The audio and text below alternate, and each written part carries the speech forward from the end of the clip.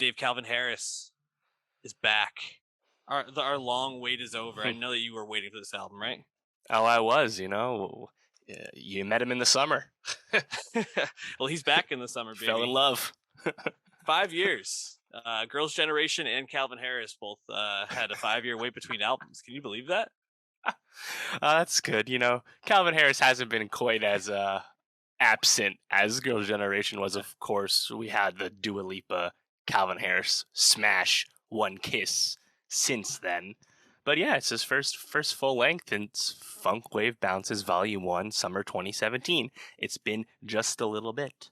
I think that was an album that was interesting, I guess, per the standard of Calvin Harris to that point. I think Slide made a huge impression, was a big hit due to the Frank Ocean performance, as well as Migos, really fitting in nice. I also was a big fan of Cash Out with the Schoolboy Q feature there. But yeah, have you thought about Calvin Harris recently? Because he's on the older side of things. He's in his late 30s now. He's been very famous really since I think the 2010s popped off. I think We Found Love with Rihanna was probably the introduction point to him, and then he had many of his own songs as well.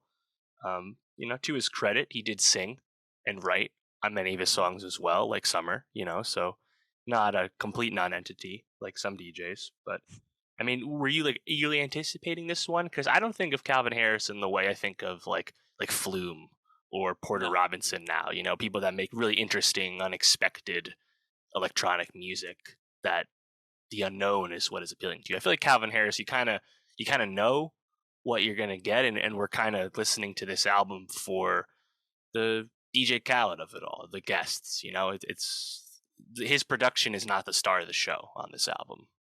Yeah, when I think about Calvin Harris, I almost kind of think of him as Drake is the artist coming to mind for me, but Drake probably isn't even the right comparison, but just kind of like what you're going to get a lot of time, especially now with Drake kind of having these albums where you maybe get like a couple of good songs off them or songs you might want to play back, but you kind of know what you're getting. And I see Calvin Harris just as kind of like the like famous EDM artist, but not someone that's interesting like you talked about. So was I anticipating this album? Not really. Like I know that there's probably going to be a song or two that popped off of it and I liked, or that I might hear a lot on TikTok or something like that.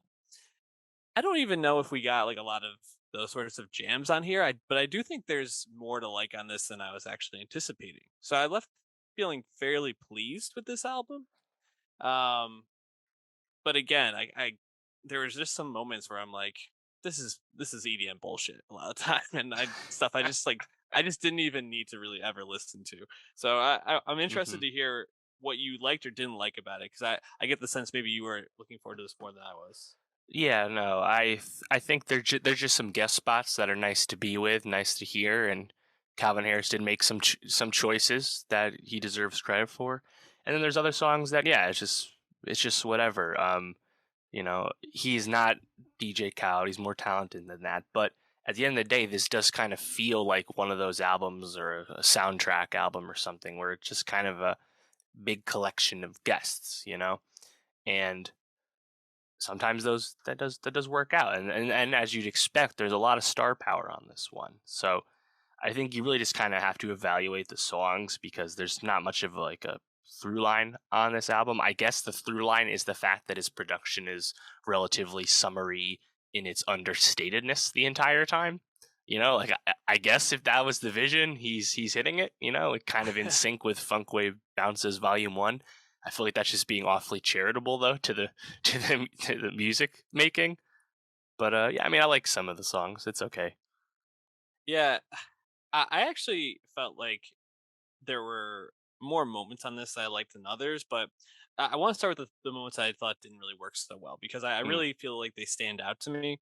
And it's some of the are like typical culprits, right? It's like Justin Timberlake and Halsey and Pharrell together, and we didn't need a two-part song with them. We didn't need Stay With Me parts 1 and 2. We just Yeah. didn't.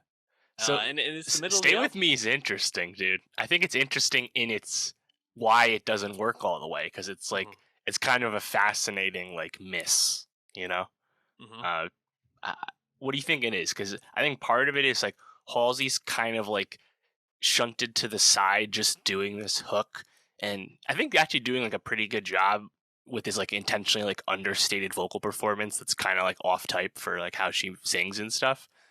Mhm. And like I was like, okay, I'm kind of feeling this. I get it. And then like Timberlake is doing like classic Timberlake, like song and dance man Timberlake, you know. Mhm. And Pharrell's kind of, singing like nerd Pharrell. Everything kind of tracks, but like I don't know, like it actually just isn't actually a catchy song, you know? And I think exactly what you said is exactly the way I thought about it. Was like, what is there anything actually like wrong about any of these performances? No. But the only one that I feel like is giving any sort of heart to this is Halsey, who's playing Mm, off tight and not really like able yeah. to just like shine on this. And Pharrell and Timberlake, I mean, Pharrell, more so than Timberlake, I respect because he's at least doing like producing that's interesting and stuff. But Oh yeah. when it comes to their like pop songs, the songs that they really try to get into the mainstream, they're just all so bland and just feel so soulless. And this is on top of a beat that's pretty much supposed to call you back to like 70s disco funk. And it's like whirring and it's supposed to make you want to like keep moving. But when the performances that are supposed to be driving this track feels so listless. It's like, oof, like you just needed some heart, and I just feel like they didn't have any. Right. And I think that's kind of the thing with an artist like Calvin Harris. It's like lately I just don't know if he can really do that, like bring that out of his artist. Which, again, like he did sing on some of his other hits. So it's not like he has nothing going on upstairs. He is a producer. But, I think like conceptually Funkwave Bounces Volume 2 is just kind of like low stakes. Like that's what it's Hmm. there's not a lot of ambition by design on this. So, Yeah. I think like I said, you kind of have to just pick with pick what works and ignore the rest because there's really nothing else to do about this. Um, Well, there's a to few songs I liked more than "Stay with Me."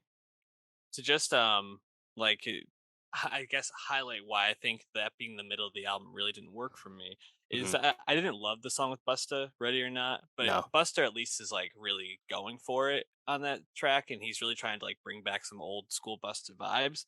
But then the song that follows it, Somebody Else, you get just Georgia Smith just like singing so like lustily on this and with so Mm. much like passion and feel that even if that song isn't one that I was like, oh, that's my favorite on this. I just feel like Georgia's performance just highlights even more like how much it felt phoned in from Timberlake and Pharrell in a sense. And I Mm. was like, well, Yeah. if we're gonna just have these sorts of downbeat, like low key songs, I at least want to hear performances that I feel like are interesting. And I really loved hearing Georgia's voice on this, and even Lil Durk. I mean, I'm hit or miss Lil Durk, but he's at least also giving it Yeah, his I actually all thought he was best. pretty solid on that. I'm hit or miss with him Um, as well. but tell me about the tracks you liked. Yeah, so I like but don't love the Dua song "Potion," which I believe was the first or second single, with Hmm. also with Young Thug, Free Thugger.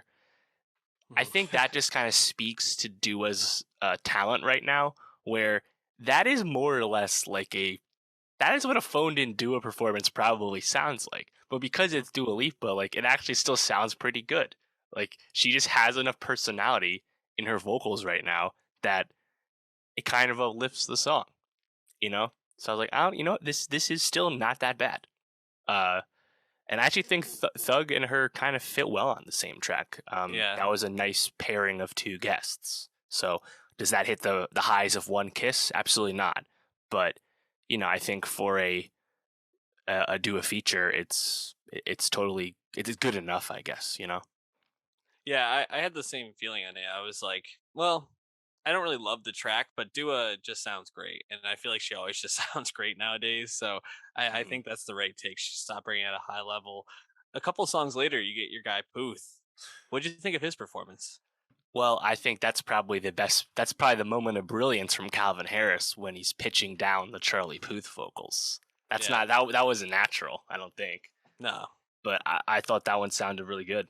Um, and again, just longing for my guy Puth to drop another album. My guy, It's coming. It's coming. please, please. Yeah, no, I thought that was a cool choice to I was trying to place. I was like, huh, is this like, because like it's like it's a deeper register than how Charlie sings. I'm like, what is this? Like, what is he calling back on here? I was like, is this like I was like Rick Springfield, George Michael. Like I was just Mm. kind of like going through people trying to find reference points. I couldn't really do it, and I thought about it more. I was like, oh wait, this is probably just produced. That's why it sounds like this. But yeah, I like that one. And the song before that, "Woman of the Year," I liked quite a bit as well. I thought Chloe Bailey sounded really good on that, and then Coyle Ray actually really impressed me with her rap. I thought it fit the production well, and she's someone that I think is very up and down as a rapper right now, but I thought her personality actually kind of shone through. That one definitely surprised me.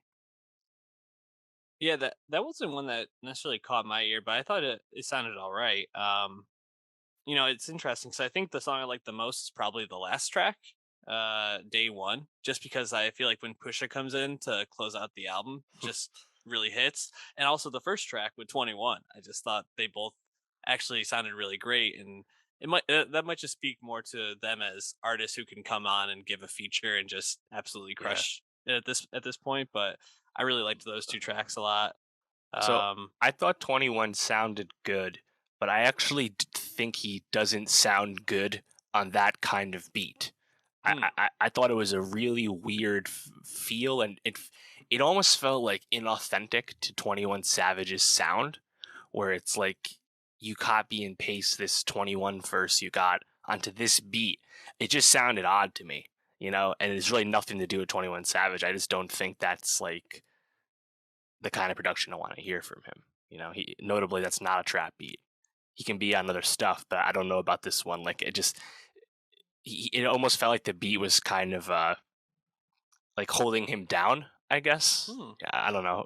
Hard to say, but again, 21 Savage is just so hot right now, just yeah. operating at such a high level that even if I don't think the production is a good match, it's still he can still have the song be at a high enough floor that it's still mostly Hmm. successful. Yeah. No, I agree. I actually like the song after "Obsessed," the Charlie Puth song "New to You" with Normani and Tinashe. Yeah, Offset's also on that one. He's all right, but I really liked Normani and Tinashe just playing off each other in that, and they really flow with the beat really well. And I guess just like one more track I wanted to see how you felt about was "Lean on Me" with Sway Lee. We've been waiting for the Ray Shremmerd comeback, getting them yeah, in bits and pieces here and there.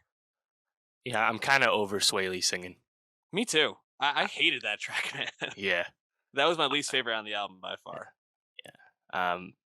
I can't wait for him to rap again on Strum Life 4 coming You think soon. he's actually going to? Well, at least a single, and he did. You know, a little bit. And Jimmy actually had a slightly different flow, a bit more melodic. So it's like I think he'll still sing plenty. Obviously, Sunflower kind of changed the trajectory of his career.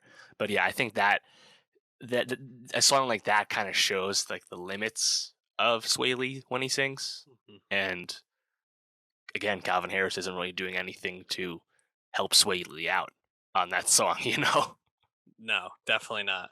Um, yeah, I mean, I think overall, it's like this didn't change my opinion of Calvin Harris. I don't know if anything really could have at this point. He seems pretty comfortable just being who he is, which is a very successful EDM producer and music song maker. But again, it's like, okay, it's pop EDM.